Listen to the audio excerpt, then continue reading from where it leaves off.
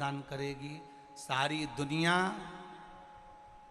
दुख की घड़ी में, तकलीफ की घड़ी में, जब किसी व्यक्ति के ऊपर कर्जा हो जाता है, अंदाजा लगा कर बैठना, जब किसी के ऊपर कर्जा हो जाता है तो ज्ञान देने वाले बहुत मिलते हैं। काय को कर लिया? कौन ने बोला था दुकान डाल लो? कौन ने कहा था कि मकान बना लो? कौन ने कहा था कि गाड़ी ले लो? दुख की घड़ी में ज्ञान देने वाले ज्यादा मिलेंगे। कर्जा हो जाए, ज्ञान देने वाले मिलेंगे। परिवार वाले ही खुद कह देंगे और उड़ते फिरो, और उड़ो, और उड़ो। बहुत दुनिया के लोग तुम्हारी दुख की घड़ी में तुम्हें ज्ञान देते रहेंगे। ज्ञान देने वाले बहुत मिलेंगे, पर इतना याद रखना, साथ देने वाला कोई नहीं मिलेगा। तू भी करोड़पति था, अगर थोड़ा कर्जा हो गया तो चुका दे। ज्ञान देने से अच्छा थोड़ा सा सहयोग कर दे। सहयोग कोई नहीं करेगा, सहयोग तो मेरा महादेव ही करेगा, कोई नहीं। कर्जा हो गया, बड़े भाई आए चिल्लाए, छोटे भाई आया चिल्लाया, रिश्तेदार आए चिल्लाए, ये आया वो उसने चिल्ला दिया। क्यों करा? क्या करा? दुकान क्यों डाली? ये क्यों करा? वो क्यों करा? शादी क्यों करी? ऐसा क्यों करा? वैसा कर। ये ज्ञान देने वाले ज्यादा मिलेंगे। तुम एक छोटी सी बात, लड़का लड़की की शादी करी, शादी करने के बाद संबंध बेकार हो गया, टूट गया, तलाक बात निकलने लगी। कितने लोगों ने रसगुल्ला खाया था रे शादी में? बोलो तो रे। हमारे यहाँ 500 आदमी का जीवन, हमारे यहाँ 500 आदमी आए शादी में, 2000 आदमी आया शादी में, 900 आदमी आया शादी में। हमारे यहाँ तो हमने शादी की विदाई में ने डब्बा भी दिया, ने तो बाल्टी भी दी, ने कपड़ा भी दिया। अब लेने वाले तो खूब मिल गए, लड्डू खाने वाले भी सब मिल गए, डीजे पे नाचने वाले भी सब मिल गए। और मालूम पड़ा जब तलाक की बात आई ने छोरी ने इल्जाम धर दिया, और मालूम पड़े अदालत में पेशी अकेला करता फिर गए। फिर वो डब्बा लेने वाले कहाँ चले गए, ने डीजे पे नाचने वाले कहाँ चले गए। अब सब कहते फिर वो तो है ही ऐसे, वो तो है ही ऐसे। अच्छा हुआ छोरी ने केस लगाया। अब जो रसगुल्ला खा के गए थे, जो डब्बा लेके गए थे, जो कपड़ा पहन के गए, डीजे पे नाचे, अब वो ही तुमको ताना दे रहा है, वो ही तुमको अपशब्द कह रहा है। अरे सोचो, वावारी दुनिया, मतलब की दुनिया में किसी का कोई नहीं। कौन देगा साथ? ज्ञान देने वाले ढेर मिल जाएंगे। बड़ा भाई आकर कहेगा क्यों कर्जा करा, छोटा भाई आकर कहेगा क्यों ऐसा करा, मंजले बोलेंगे ये क्यों करा, रिश्तेदार कहेंगे ये क्यों करा, मोहल्ले वाले कहेंगे ये क्यों करा। पर ज्ञान देने वाले मिलेंगे, पर साथ देने वाले नहीं मिलेंगे।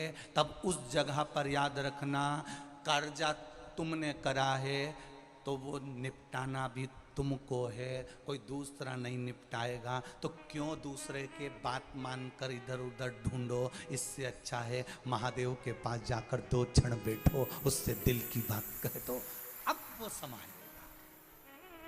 साथ देने वाला नहीं मिलेगा, ज्ञान देने वाला मिल जाएगा, मिलेंगे।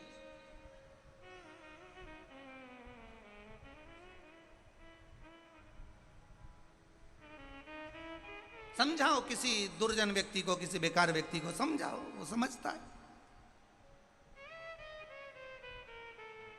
अच्छे व्यक्ति को समझा सकते, वो कहते ना, कल कथा में कहा था, ज्ञानी को समझाया जा सकता है, अज्ञानी को समझाया जा सकता है, पर अभिमानी को नहीं समझा सकते। तुम कितना ही प्रयास कर लो, कोई समझे? अगर समझने से सब काम हो जाता तो महाभारत का युद्ध ही नहीं होता। भगवान कृष्ण 5 बार समझाने गए, बस दुर्योधन को, दादा एक सुई की नोक के बराबर नहीं दूंगा। भगवान ने तो केवल इतना ही समझाया था, रे दुर्योधन 5 गांव का राज्य दे दे। बोलो री जी जी सही है कि गलत है? बस इतना ही।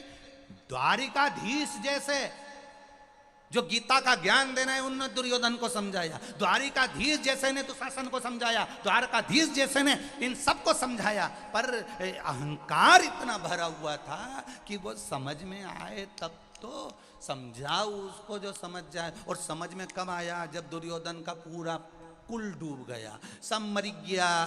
तब दुर्योधन आंख में आंसू भर के गांधारी के गले लगकर बोल रहा है, माँ गलती हो गई। माँ बोले बेटा अब गलती तो हो गई, अब कई करें उससे ज़्यादा। तो भगवान तो आए थे समझाने के लिए कि दुर्योधन 5 गांव का राज्य दे दे। कभी कभी भगवान आता है समझाने के लिए कि समझ जाओ। तुलसीदास जी बैठ के रामायण लिख रहे थे और उन्होंने एक लाइन लिख दी, सिया राम मैं सब जग जानी, करो प्रणाम जोर जुग पानी। सब में राम देखिए। तुलसीदास जी उठकर जाने लगे, एक बच्चा दौड़ कर आया, बाबा उधर मत जाना। क्यों? वहां पर से एक बेल आ रहा है, बहुत बड़ा बेल, बहुत बड़ा एक बेल आ रहा है।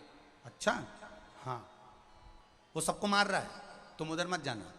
तुलसीदास जी बोले, तूने रामायण में पढ़ा नहीं? मैंने लिखा है, सिया राम मैं सब जब जग जानी, सब में राम समाया। उस बेल में भी राम है, वो मुझे नहीं मार सकता। बाबा मैं तुम्हारे हाथ जोड़ रहा हूं, मत जाओ। बाबा कह नहीं मैं तो जाऊंगा, और बाबा चले गए।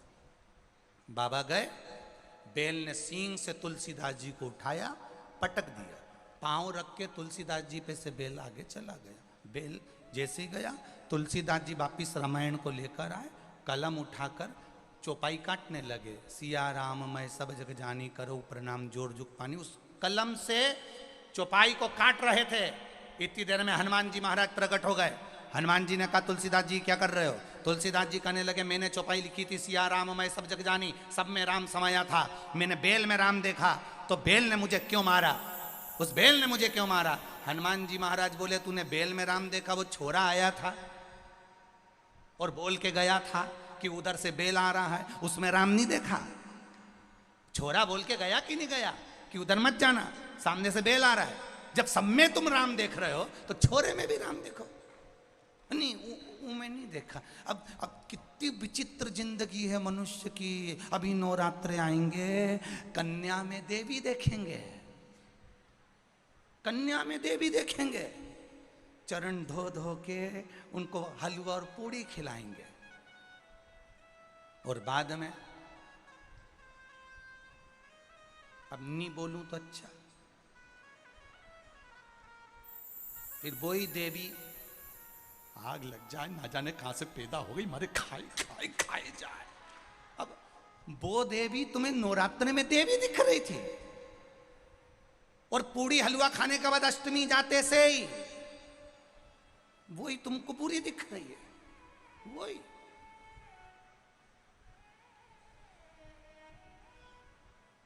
अरे सुधर जाओ रे।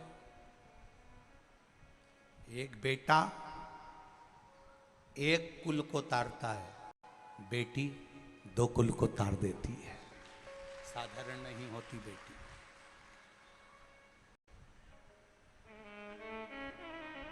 साधारण नहीं है। सम्मान करना सीखो बेटियों का, घर में रहने वाली बेटी का आदर करना सीखो, सत्कार करना सीखो। जिस दिन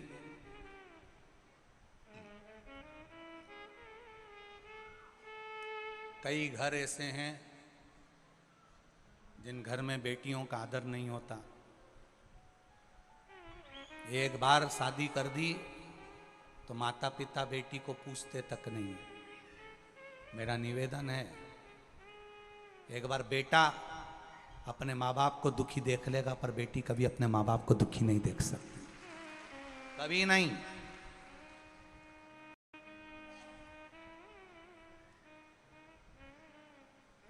वो कभी दुखी नहीं देख सकती, उसका आदर हो। केवल नवरात्रे में, देवी के दिनों में, नवरात्रे में केवल बेटियों को ढूंढने से अच्छा है उस बेटी का आदर करना प्रारंभ करो। किसी बेटी को तुम कुछ दो ना दो, किसी बहन बेटी को तुम कुछ दो ना दो, पर इतना याद रखना, उस बेटी को माँ अपने गर्भ में भी जगा दे, और जब बड़ी हो जाए तो अपने दिल में भी जगा दे।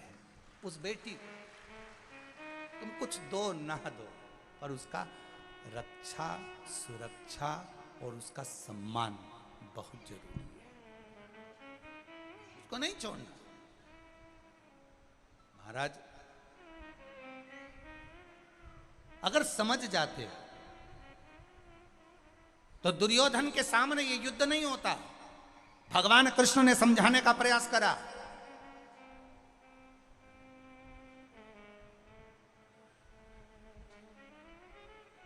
शिव महापुराण भी वही कह रही है। कथा करने वाले वक्ता आपको समझा रहे हैं। जो वक्ता से समझ गया तो ठीक है, वक्ता से समझकर, कथाकार से समझकर आपने मंदिर जाना प्रारंभ कर दिया, शिव को अपना मानना चालू कर दिया, शंकर के अनुमोदन में रहने लगे। अगर वक्ता से सुधर गए तो ठीक है, वक्ता से समझ गए तो ठीक है। और जिस दिन तुम वक्ता से नहीं समझे, वक्ता से नहीं सुधरे, फिर तुम्हें वक्त सुधार देगा। वक्त की मार इतनी विचित्र रहेगी कि तुम फिर तड़पते रहोगे, फिर समझ नहीं पाओगे। समझ जाओ, सुधरने का प्रयास करो कि शंकर है क्या, शिव ओगड़ी है क्या, भगवान शंकर का भजन है क्या, शिव तत्व है क्या। अगर वक्ता से समझ गए तो ठीक है, नहीं तो एक दिन वक्त तुम्हें सुधारेगा। और वक्त जब सुधारता है तो रोने के सिवाय कुछ नहीं रहता।